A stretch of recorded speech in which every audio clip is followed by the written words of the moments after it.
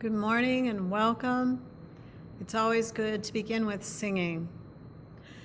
Bright morning stars are rising. Bright morning stars are rising. Bright morning stars are rising. Day is breaking in my soul. Oh, where are our dear mothers? Oh, where are our dear mothers? Oh, where are our dear mothers? Day is breaking in my soul. They are sowing seeds of gladness. They are sowing seeds of gladness. They are sowing seeds of gladness. Day is breaking in my soul. Oh, where are our dear fathers? Oh, where are our dear fathers? Oh, where are our dear fathers? Day is breaking in my soul. They are in the fields a plowing. They are in the fields a plowing. They are in the fields a plowing. Day is breaking in my soul. Oh, how can I be lonely? My friends are all around me. Their loving arms surround me. Day is breaking in my soul. Hush, hush, somebody's calling my name. Hush, hush, somebody's calling my name. Hush, hush, somebody's calling my name. Oh my Lord, what shall I do? What shall I do? Sounds like freedom, somebody's calling my name. Sounds like freedom, somebody's calling my name. Sounds like freedom, somebody's calling my name. Oh my Lord, what shall I do? What shall I do? Sounds like justice, somebody's calling my name. Sounds like justice, somebody's calling my name. Sounds like justice, somebody's calling my name. Oh my Lord, what shall I do? What shall I do?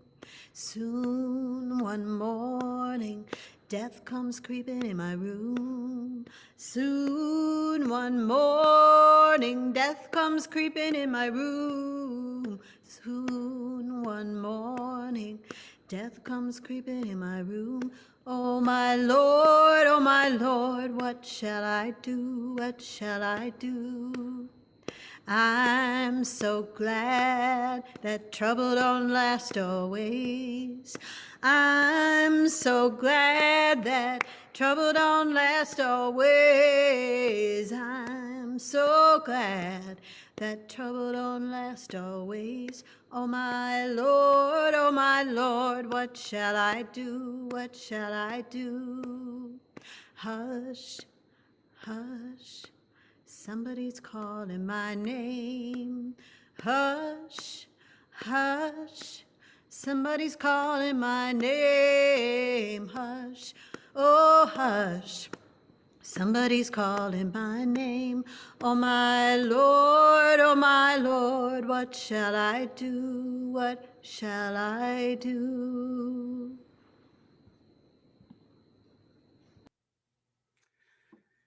Good morning and welcome everyone to White Bear Unitarian Universalist Church.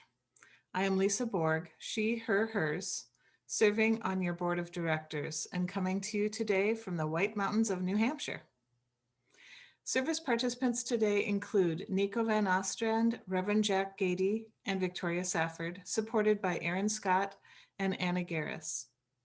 Music today is from the WBUUC Choir, directed by Thaxter Cuneo, and from Carol Couette, Craig Hansen, and the Limbs. After the service today from 11:15 to noon, we hope that you'll join us for Cyber Social Hour. We'll put the Zoom link in the chat box. Starting this week on Wednesday, your board of directors is hosting conversations on Zoom about when we'll meet again. You can find a registration link in the e-news tomorrow. Welcome everyone to our church. Together we grow our souls and serve the world. Come into this space which we make holy by our presence. Come in with all your vulnerabilities and strengths, fears and anxieties, loves and hopes. For here you need not hide, nor pretend, nor be anything other than who you are and who you are called to be. Come into this space where we can heal and be healed, forgive and be forgiven. Come into this space where the ordinary is sanctified, the human is celebrated, the compassionate is expected. Come into this space. Together we make it a holy space. Welcome. Carol Hensler will light the chalice.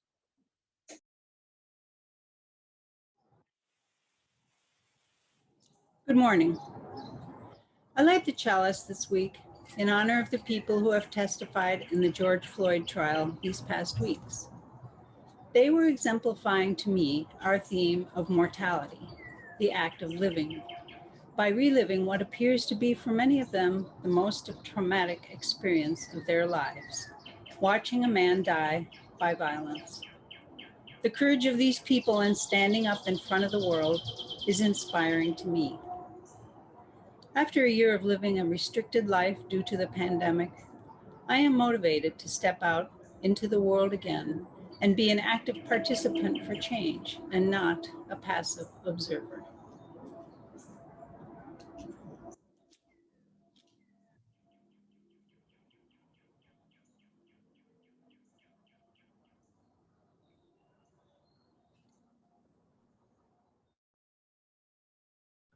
Please join me in the opening words.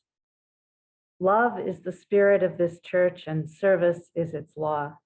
This is our great covenant, to dwell together in peace, to seek the truth in love, and to help one another. Our hymn is Every Night and Every Morn, number 17 on the gray hymnal.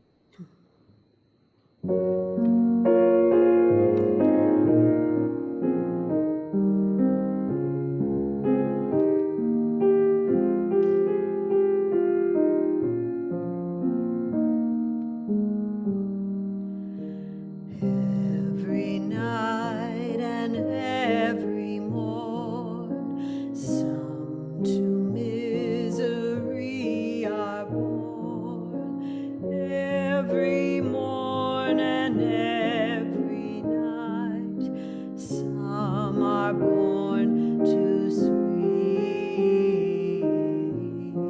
delight. Joy and woe are woven fine, clothing for the soul divine. Under every grief and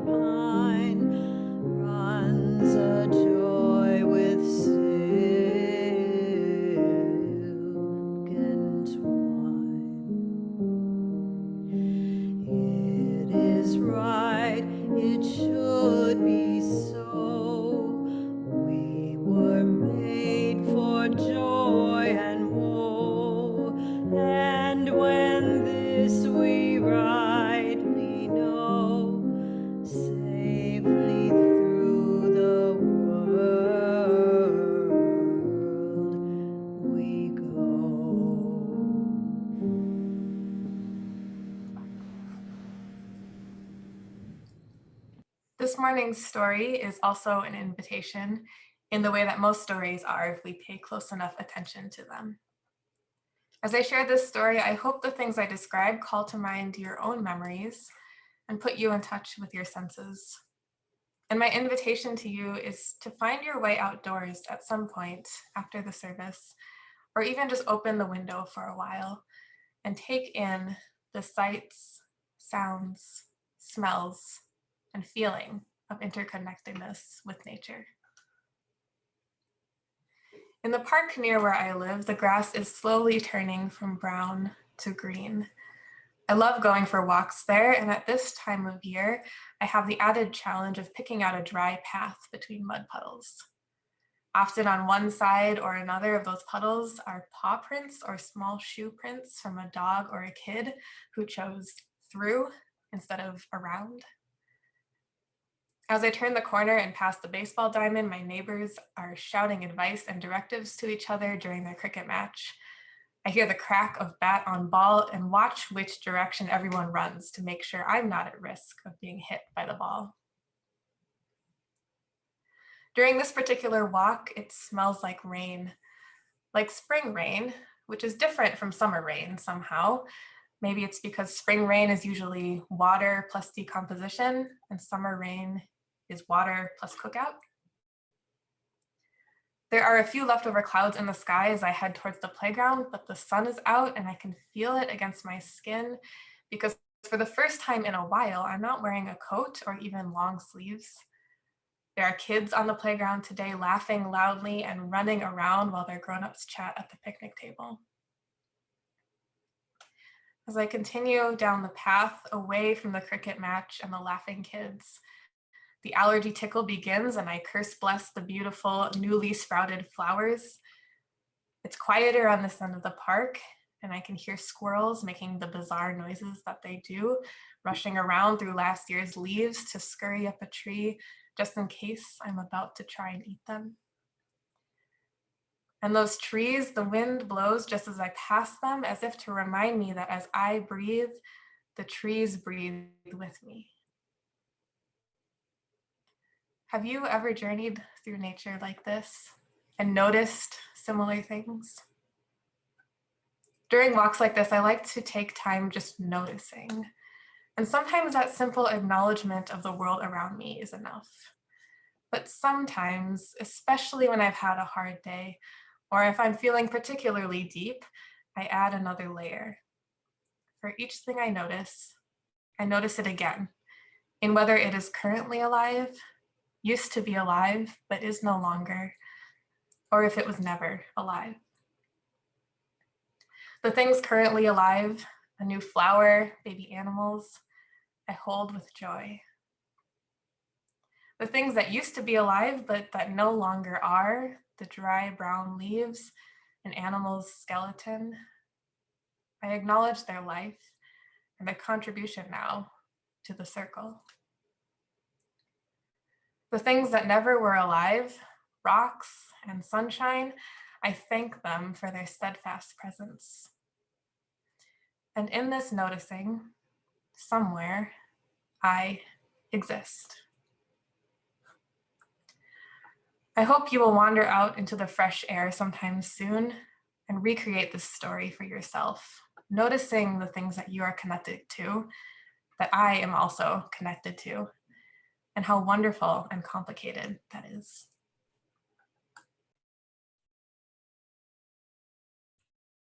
Nico, thank you. This is so true. This living on earth, interconnected as we are, interlaced, is so wonderful and so complicated. I invite you all to join me in a meditation now in the spirit of rest and readiness that is the spirit of prayer. Settle your body, settle your mind if you can.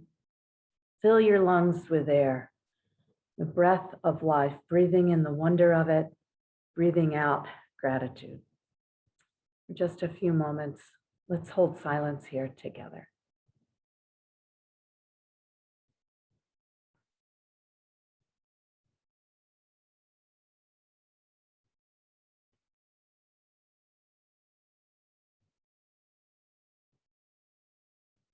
This morning, we hold in love those who are holding hard medical challenges to physical health, to mental health, or both, whether related to COVID-19 or from other things.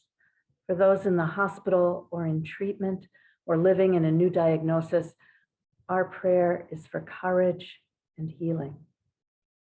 We hold all who live with addictions and those who love and care for them, and those with loved ones in prison or detention or any kind of trouble.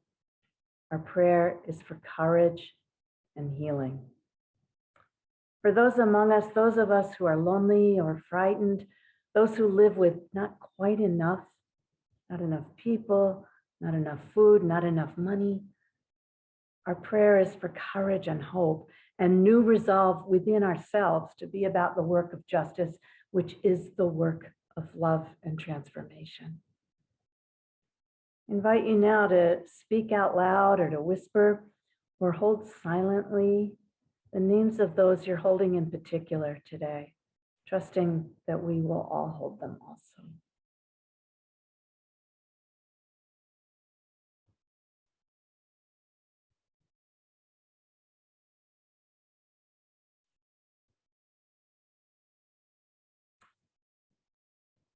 These words of meditation are ones you've heard many times before from Mary Oliver, Why I Wake Early. Hello, sun in my face.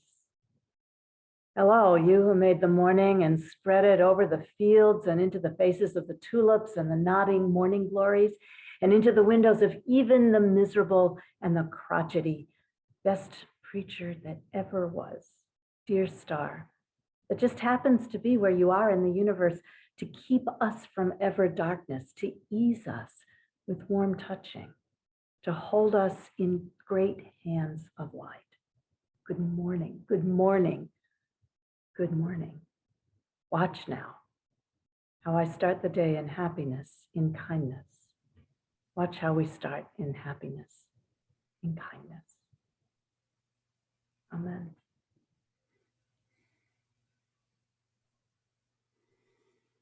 Every financial gift to our congregation goes to support the programs that we've come to rely on as anchors in our lives. Gathering space and materials for children, youth and families, choral rehearsals and music, classes and small groups, justice work and public witness, pastoral care, rites of passage, Sunday services. You can contribute to the offering today by sending a check or by following the easy prompt text to give. Thank you for your generous support.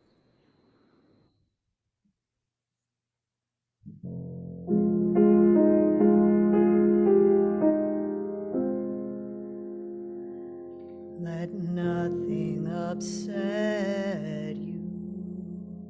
Let nothing frighten you.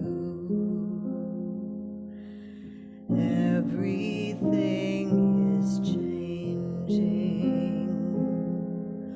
Only now is changeless.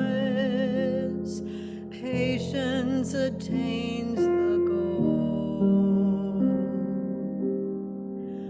Who has now lacks nothing. Now alone fills all needs. Let nothing upset you. Let nothing frighten you.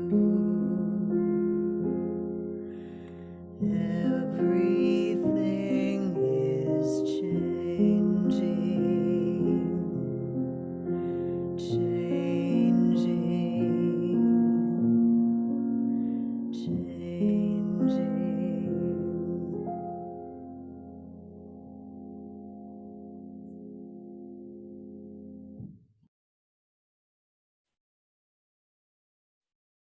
The first reading this morning is a poem by Mary Oliver called Lead. Here is a story to break your heart. Are you willing? This winter, the loons came to our harbor and died. one by one, of nothing we could see. A friend told me of one on the shore that lifted its head and opened the elegant beak and cried out in the long, sweet savoring of its life, which, if you have heard it, you know is a sacred thing. And for which, if you have not heard it, you had better hurry to where they still sing. And believe me, tell no one just where that is. The next morning, this loon, speckled and iridescent and with a plan to fly home to some hidden lake, was dead on the shore. I tell you this to break your heart, by which I mean only that it break open and never close again to the rest of the world.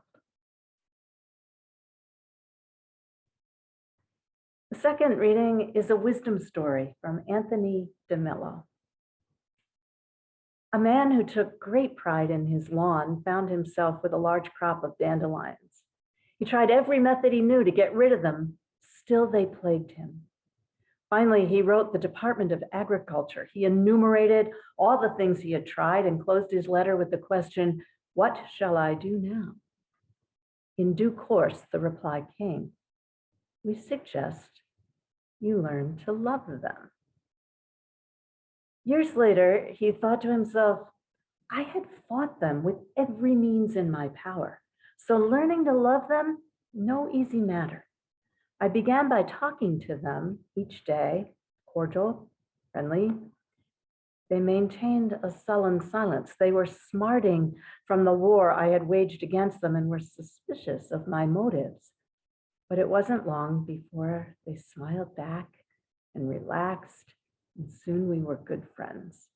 My lawn, of course, was ruined, but how attractive my garden became.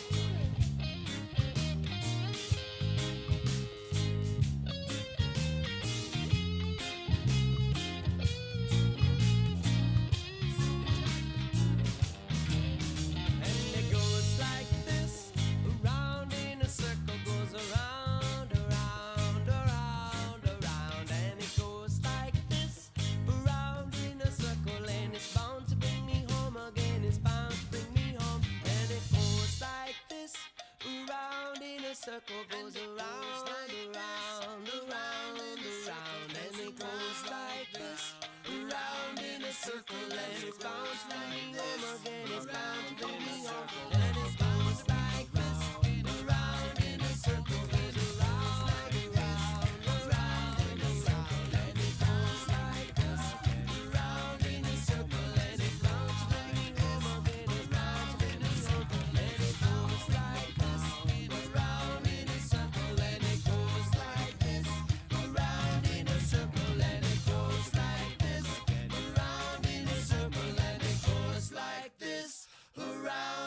circle and it's bound to bring me home again. It's bound to bring me home.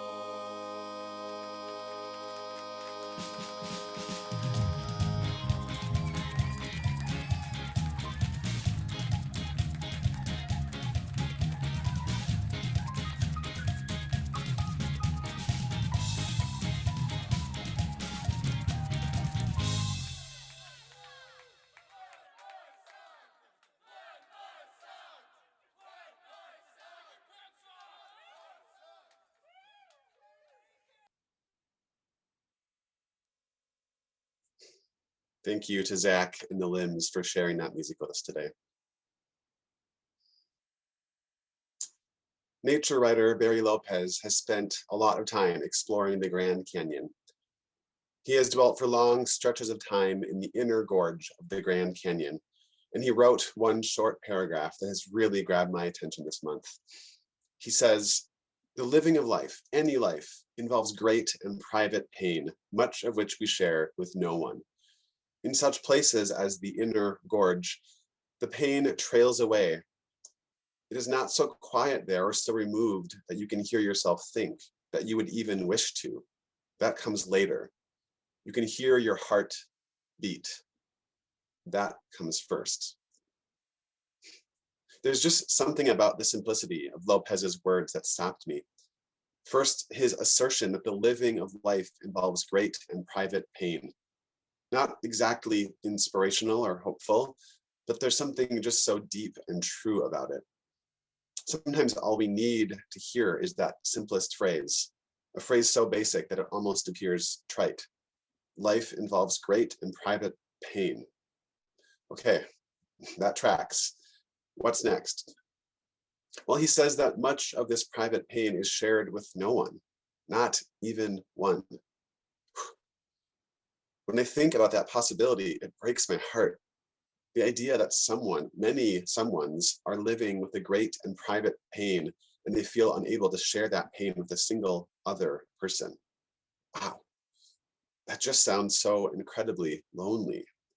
I mean, I know that it takes incredible amounts of courage to open up to others and to share your pain. It takes tremendous strength and resilience to trust that the person who you're sharing with is willing to hear your pain and sit with you, to grieve with you, and to mark your loss. I'm also clear that this very dynamic is one reason that therapy can be so powerful. It's also a powerful part of belonging to a religious community like ours, where you are expected to come in and be fully present with your own vulnerabilities, as well as holding the anxieties and fears of others. And we are able to hold all of that because we also bring in our strengths, and we make room for each other's loves and hopes. That deep sense of communing together is vital to our church. We are interconnected. We feel each other's pain because we trust each other enough to share it. We give it to each other as a gift, knowing that each of us is carrying pain in some way. We are doing this thing called church by making meaning of our lives together. We are trying to see through the pains and losses and challenges that come our way and figure out where our feet can land. We are trying to find our way out of the forests of depression or loneliness, where we can sometimes get lost. Lopez says that when you are there in the inner gorge, the pain trails away from you. It is not so quiet there or so removed that you can hear yourself think or that you would even wish to. That comes later. I imagine him standing there in the dry desert heat, hiking up and down the crevices, noticing the native plants and the wildlife, paying extra attention to watch out for scorpions, snakes, and other biting, stinging creatures. I even imagine the possibility that overhead there might be circling vultures, that ugly, beautiful animal that we associate with death, going around and around in a circle, just waiting for their moment to pounce and feed on some poor, unfortunate corpse. And in this moment, he might be feeling or remembering his pain, but he says that then is not the time for him to think about it. The brain work and the thinking part, the mental processing of his pain, that has to come later. He says, you can hear your heart beat. That comes first. Before you think about your great and private pain, you have to feel it in your heart. The impact beats on your heart. Thump, thump. The rhythmic pattern of pain and loss, transitions and change. Right now, we are in the middle of a period of great loss and incredible potential for growth. And as many people who have experienced adolescence know, growth often comes with pain. And right now we are growing. We are learning things fast. Maybe it even feels too fast. Our world shifted on its axis really quickly last spring, and we reacted and adapted as quickly as possible. It was hard and painful, sad and stressful. And now our world is shifting again, but the shift is happening at a pace that feels glacial. We are doing our best to try to line up our values of justice and equity, access and inclusion with science and with all forms of health, public, mental, emotional, and spiritual. This work is deep spiritual work, and we are going to be holding it together as a community. We are having 4 congregational conversations on Zoom over the next few weeks, starting this Wednesday, and I hope you can join us. It will be important to hear from you about the ways you are imagining and dreaming about engaging still with our community and re-engaging with our beautiful building, a sanctuary to so many and in multiple ways. When Lopez talks about being in the inner gorge of the Grand Canyon, it almost feels like he's talking about being in some kind of inner sanctum, a holy place for him, a special place which few people travel to and inhabit for long stretches of time. And I understand that well, don't you? A place where silence weaves together with human longing, pain intersects with wisdom, solace interlaces with activism, and music harmonizes with memory and builds toward a hopeful future. It reminds me of our sanctuary, and I imagine that it might remind Mary Oliver of the place she has found where the loon still cries out. In the long, sweet savoring of its life, which, if you have heard it, you know is a sacred thing, and for which, if you have not heard it, you had better hurry to where they still sing. And believe me, tell no one just where that is. She has found one harbor herself, and she wants to keep it secret. And we have a different impulse with our building, with our sanctuary. We want to use it wisely and share it with all who come. We want to give access to all in equitable ways, while honoring our covenant to help one another, to support the most vulnerable, to welcome newcomers looking for a safe harbor, and to honor the cycles of life and death as they visit us. Which brings us back to our monthly theme, mortality. We know death, it touches all of us. We see it all around us. People die, our pets die, trees fall down, roadkill happens. Sometimes we kill our houseplants on accident.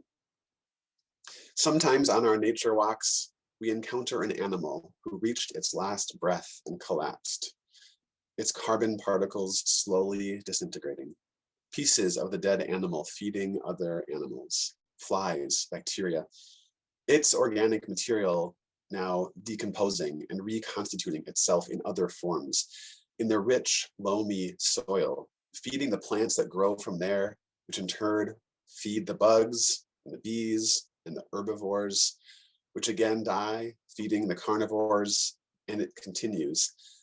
So it goes. We know death. Death is not the enemy. What might happen if we were to say hello to it, greet it in the morning like an old friend? But how in the world can we become familiar enough with death where we can call it an old friend?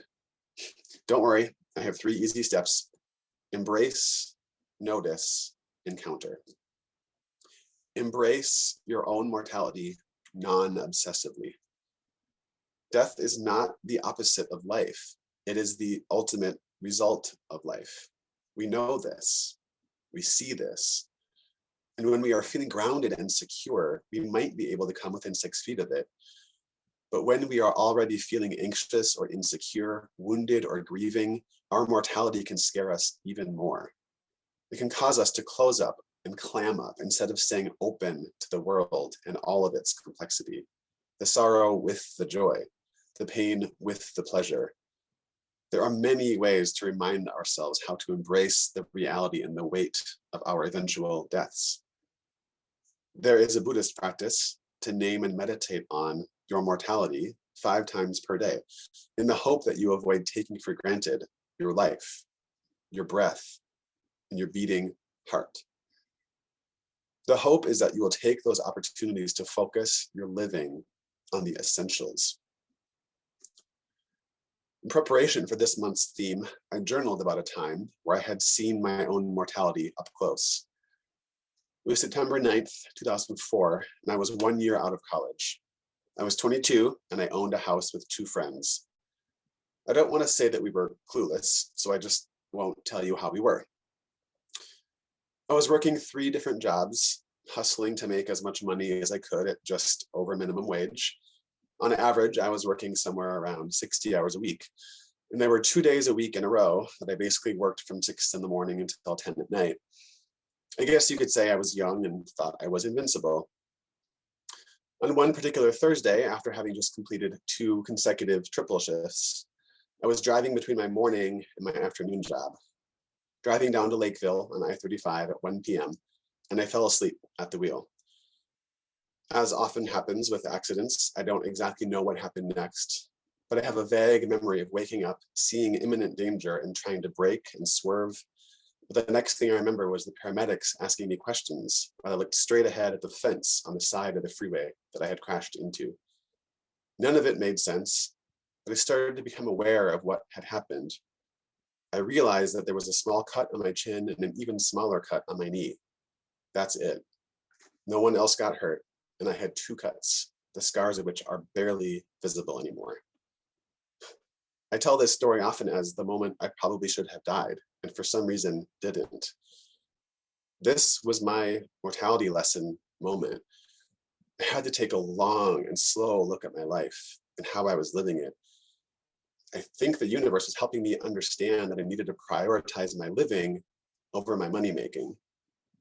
With the help of my close friends, I made a plan to ensure that I made some changes in my lifestyle so that I could actually be around to enjoy them. I made a commitment that day to do my best to keep to a healthy work-life balance. It's been a struggle, but that's life. And I'm grateful that I was open to learning this essential principle. I'm also happy that I didn't become obsessed with my death or decide never to drive again, which could have been my takeaway. That is no way to live. Mystic and poet Thomas Merton says, if we become obsessed with the idea of death hiding and waiting for us in ambush, we are not making death more real, but life less real. Our life is divided against itself. It becomes a tug of war between the love of life and the fear of life. Death, then, operates in the midst of life, not as the end of life, but rather as the fear of life. After my car accident, I figured out a way to find a healthy and well-rounded way of living that was aware of my mortality without being terrified of it. And this takes courage. I don't want death operating in the midst of life. I would rather be living in the midst of dying. Okay, so now we got a handle on embrace. We move to the second point, notice. Notice the natural cycles of life and death all around us. In the natural world, in the seasons, in the cosmos, and even down to the microscopic level of bacteria and viruses. Every fall and spring, we see death and rebirth all around us. The browning of the fall leaves and the green shoots of irises that poke through them every spring. Mary Oliver tells us about the loons that came to her harbor and died one by one of nothing she could see. One might assume it was a bacteria or a virus or some other living or half-living thing that was trying to survive off the liveliness of the loon. So it goes. Parasites leech off of other life forms and weeds dominate the prairie, but then the plants and animals around them adapt to survive. And then there is another adaptation as a counter response, and it goes like this. So it goes. And by the end of the season, the prairie soil itself is composed of the interlacing of living and dead grasses, intertwined both above and below the surface of the earth, forming an ecosystem of organic and inorganic matter. So it goes. This is life. This is our world. And Mary Oliver says, I tell you this to break your heart, by which I mean only that it break open and never close again to the rest of the world. How can we remain open to the death and dying all around us in nature? Well, one way is we can answer the invitation that Nico gave us in their story to go outside today and take a nature walk. Slow down, look up, and appreciate. Notice the things that are currently alive. Notice the things that are no longer alive. Notice the things that were never alive. And in that noticing, we begin to wonder about the other beings whose living is bound up with our living and whose deaths are bound up with our deaths. Which brings us to our final point, encounter. Encounter and honor the mortality of those around us. Once we have embraced our own mortality and noticed the cycles of life and death everywhere we go, we can begin to encounter mortality in others. We notice it in small ways at first, catching an obituary here or there, or stumbling upon the news of the death of a beloved public figure. But we also notice mortality in big and deeply personal ways. When a family member dies, or a close friend almost dies. How do we stay present to the loss and to the waves of grief that come? It would be so easy to shut down, but this is where we get to flex our muscles of compassion. Sometimes a person who we never knew or even met dies, and the death sends ripples through a community or even through a whole country. We say their names, we remember them even though we never knew them personally. More than a decade ago, as a younger member of the Twin Cities Gay Men's Chorus, I remember that we used to sing a song about those we lost to the pandemic of HIV and AIDS. At one point, the conductor asked how many people had lost a friend or lover to the pandemic, and nearly every person in the room raised a hand. Some had tears in their eyes, some had memories, still others had resolve. Some were still HIV positive themselves. Those present in their 20s, including me, about 5 of us in total, were the only ones without hands in the air. There are days that I forget the ancestors that came before me, for us. The ones who opened doors and who paved the way with their tears and their hopes, their fears and their tenacity. And there are some days where I get a glimpse of that tragedy. I realize the weight and depth of the suffering held by those who came before. I've heard of a few jaw-dropping anecdotes that certain people living through the AIDS pandemic lost nearly 1 in every 3 friends, 33%. I think about this sometimes while I'm on a nature walk with my own queer family, 12 of us all told, and I try to imagine which 4 wouldn't be around if we had been born 20 years earlier. Would it be me? Would it be my guy? Or would we have been one of the lucky friend groups with a lower statistic?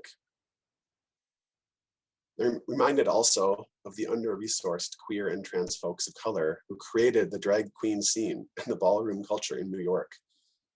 Despite a pandemic claiming their lives and the lives of their friends, and with poverty nipping at their heels and in the giant shadow of the greedy, corporate, drug-fueled boom of 1980s Wall Street, they still put on these boisterous underground balls where queens and kings and fairies and butches donned fabulous outfits and walked and twirled and vogued and competed. They were crowded, popular, bold, and brash celebrations of life right in the face of death. The winners took home cheap trophies and more pride than they could even carry. This subculture has had incredible influence over popular culture even to this day, including slang that has survived for more than 40 years. And queens still use it to describe someone living boldly in the midst of pain and persecution. It is language that is used to honor a person who is stepping out, as Carol said in her chalice lighting, someone who is activated, prodded into action by the injustices of our world. And I don't mean just racism. Our oppressions are intersecting, interlocking, and they are multitude. Our earth is groaning, as are our cities, under the weight of economic inequality, gentrification, and our legacy of racist real estate laws and city planning. Our trans and non-binary siblings are being attacked by bigots and state governments. And let's not forget that many of them are also potentially being oppressed or marginalized for any number of other reasons as well. Ageism, poverty, colorism, harmful immigration policies, or discrimination based on disability, whether or not that disability is visible to others. You see, to celebrate life in the midst of dying is radical. It's counterintuitive and it's countercultural, but it's also necessary. Death is always around us. It is the natural end result of living. The only way one could avoid the pain of dying is to live one's life so small that once you die, people won't even notice the difference. And that's no way to live. Finally, he wrote the Department of Agriculture. He enumerated all the things he had tried and closed his letter with the question, "What shall I do now?" In due course, the reply came, "We suggest you learn to love them." Years later, he thought to himself, I had fought them with every means in my power, so learning to love them was no easy matter. I began by talking to them each day, cordial, friendly. They maintained a sullen silence. They were smarting from the war I had waged against them and were suspicious of my motives. But it wasn't long before they smiled back and relaxed. Soon, we were good friends. Can we learn to love the dandelions? Not asking you to love COVID or HIV, I will not do that. But I am asking you to love the world. And this world includes viruses and loons and dandelions and orchids, cancer and eagles, pain and good fortune, squirrels, heartbreak, humor, vultures and prairie grasses, coincidences and intention, witnesses and activists. Our world is full of these tensions and complexities. And in the midst of all this dying, there is living. We did a lot of living this year, and we will remember this year for many years to come. Will we remain broken open and never close again to the rest of the world? Please join me in singing our final hymn, We Are a Gentle, Angry People, number 170 in the Gray Hymnal. Holly Near wrote this song after Harvey Milk was assassinated in San Francisco in 1978. Milk was the first openly gay elected official in the history of California to the San Francisco Board of Supervisors. He didn't become political or an activist until he was age 40 and was shot and killed along with the San Francisco mayor, George Moscone, by another board supervisor. He was only 48 years old. Holly recently suggested an update for the 5th verse that we used to sing, "We are gay and straight together." And now she's suggesting we sing, "We are all in this together," which is what we'll do today.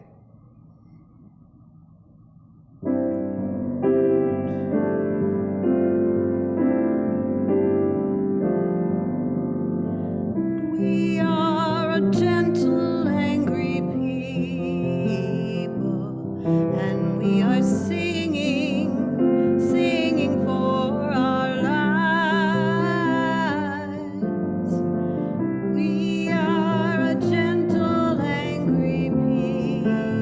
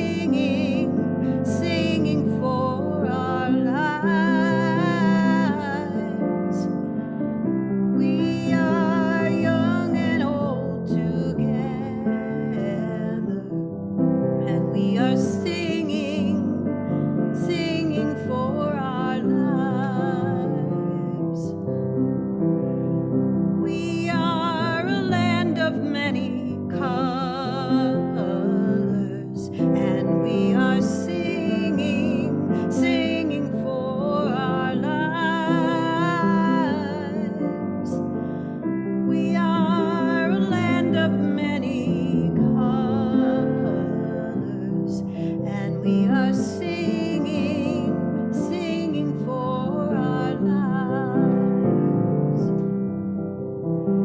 We are all in this together, and we are singing, singing for our lives. We are all in this together, and we are singing, singing for our lives.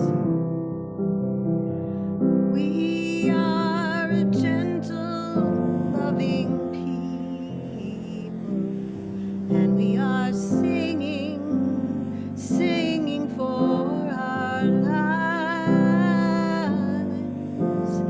We are a gentle, loving people, and we are singing, singing for our lives.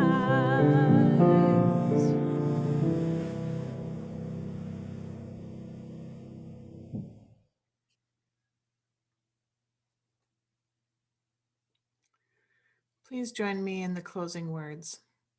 May peace dwell within our hearts and understanding in our minds.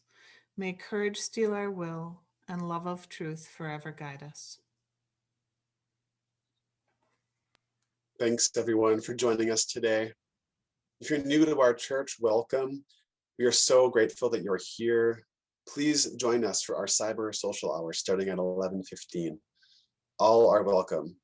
It's a wonderful way to connect with fellow churchmates, the veterans, and the newcomers. The link to the gatherings is in the chat box. And please join us next week for a special service honoring Earth Day. Let's get busy living in the midst of dying. It's what we always do anyway, whether we know it or not. We are sending you love from Minneapolis, White Bear Lake, Stillwater, and 328 Maple. Keep practicing resilience, friends, and don't forget, embrace, notice, encounter. Go in peace.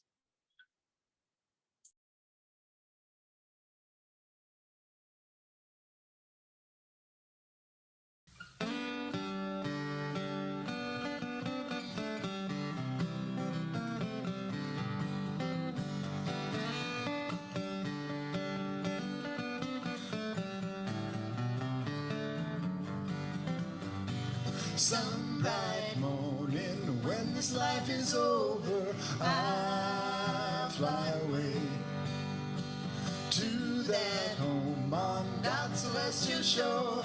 I fly away. I fly away, oh glory. I fly away in the morning when I die. Hallelujah, by and by. I fly away. When the shadows of this life have gone, I'll fly away. Like a bird from these prison walls, I'll fly. I'll fly away. I'll fly away, oh glory. I'll fly away in the morning when I die. Hallelujah, by and by. I'll fly away. Oh, how glad and happy when we meet. I fly away. No more cold iron shackles on my feet. I'll fly away. I'll fly away, oh glory. I'll fly away in the morning when I die. Hallelujah, by and by. I'll fly away.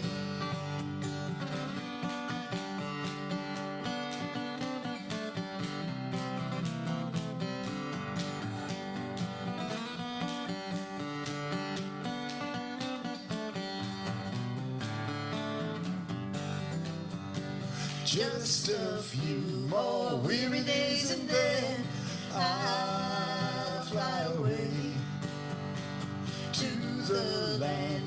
joys will never end.